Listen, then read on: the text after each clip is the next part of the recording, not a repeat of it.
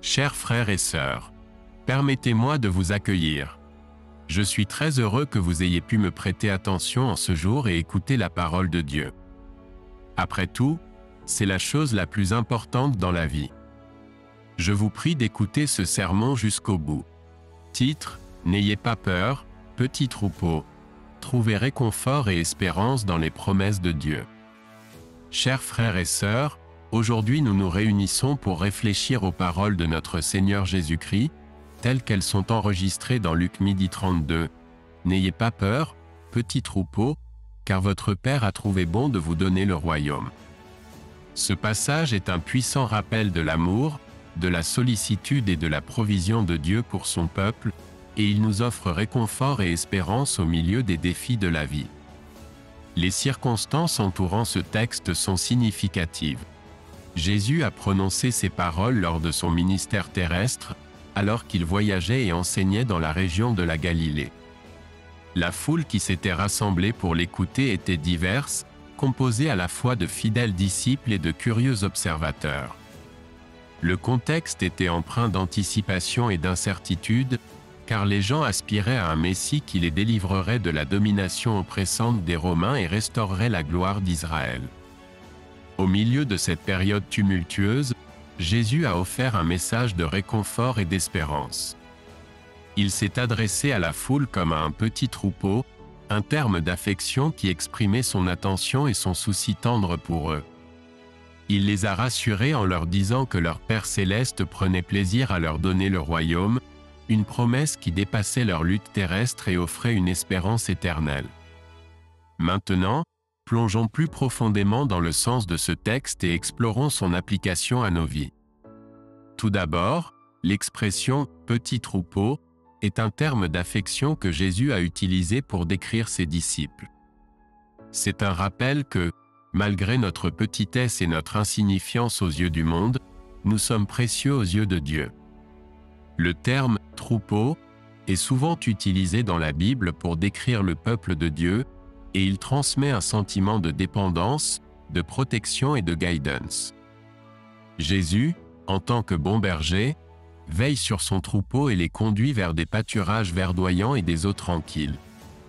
Le terme « petit » peut sembler insignifiant, mais il porte un sens profond. Il suggère que, malgré notre petit nombre et nos ressources limitées, nous faisons partie d'une communauté plus vaste de croyants partageant une foi et un objectif commun. Il nous rappelle également notre dépendance envers Dieu, qui est notre force et notre refuge. Comme l'a écrit le prophète Sophonie, « L'Éternel, ton Dieu, est au milieu de toi, un héros qui sauve. Il fera de toi sa plus grande joie. Il gardera le silence dans son amour.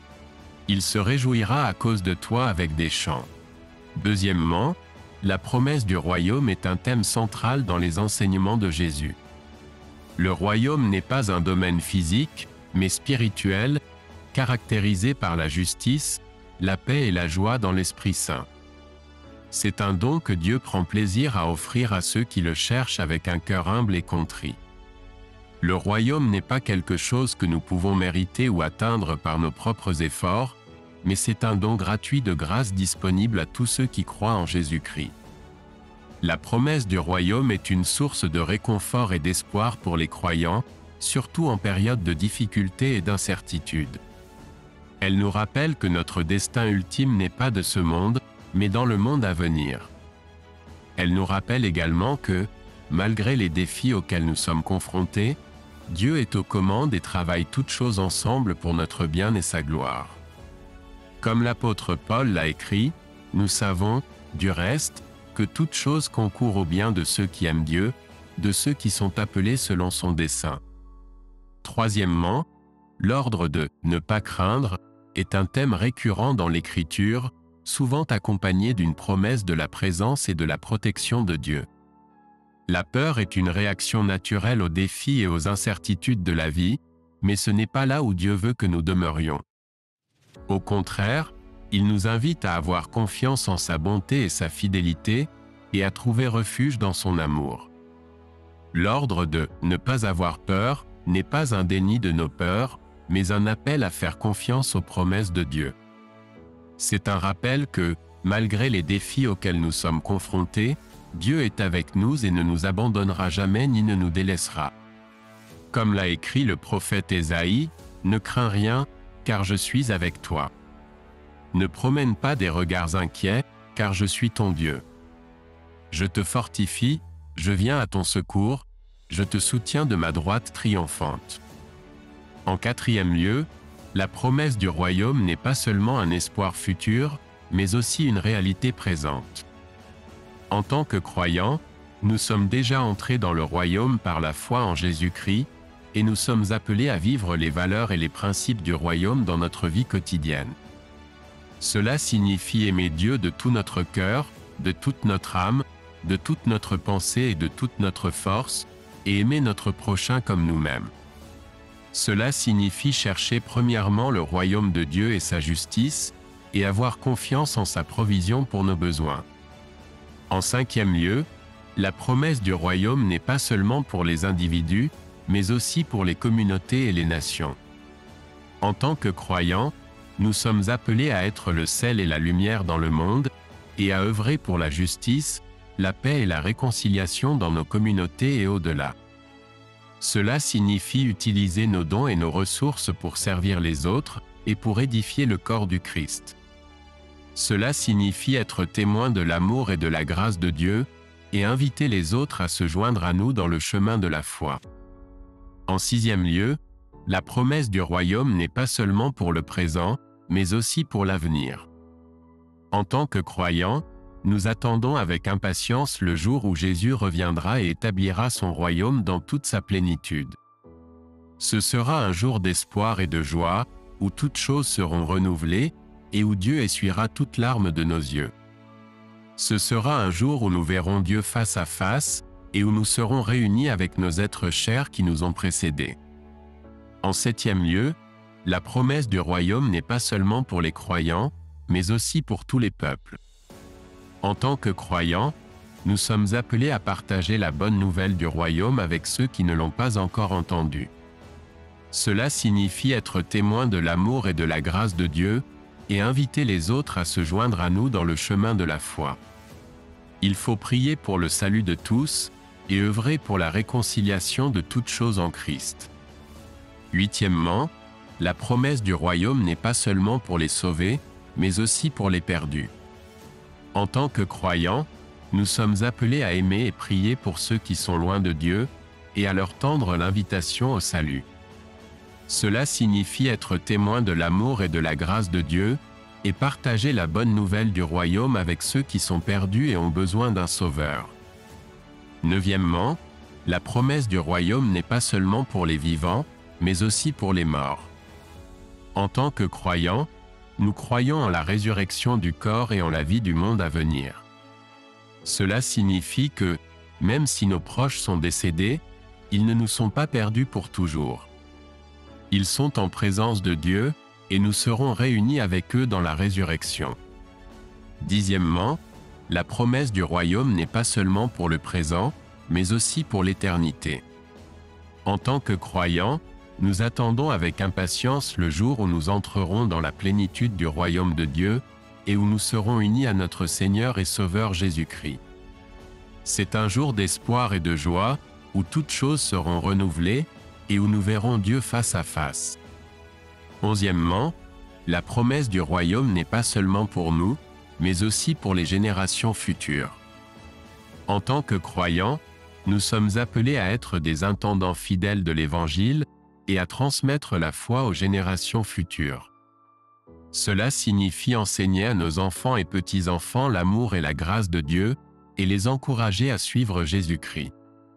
Cela signifie être témoin de l'amour et de la grâce de Dieu et inviter les autres à se joindre à nous dans le chemin de la foi. Douzièmement, la promesse du royaume n'est pas seulement pour le présent, mais aussi pour le passé.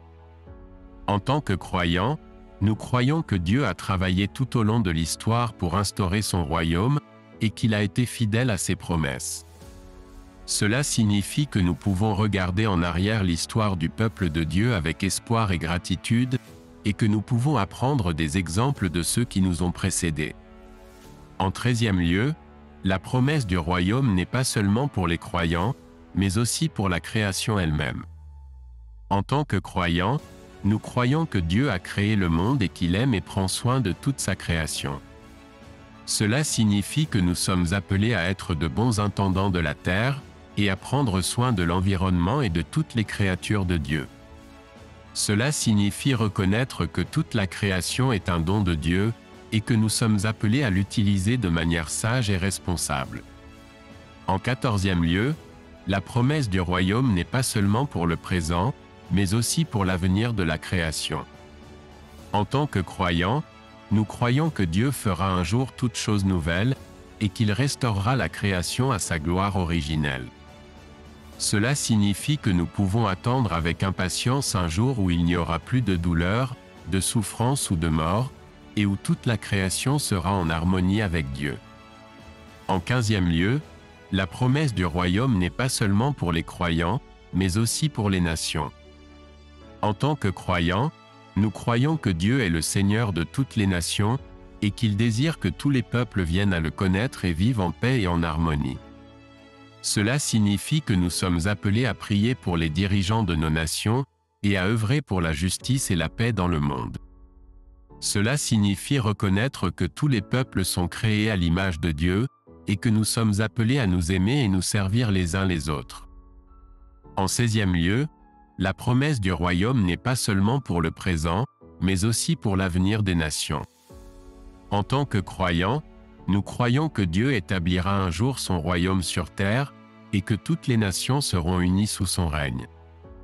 Cela signifie que nous pouvons espérer un jour où il n'y aura plus de guerre, de violence ou d'oppression, et où tous les gens vivront en paix et en harmonie.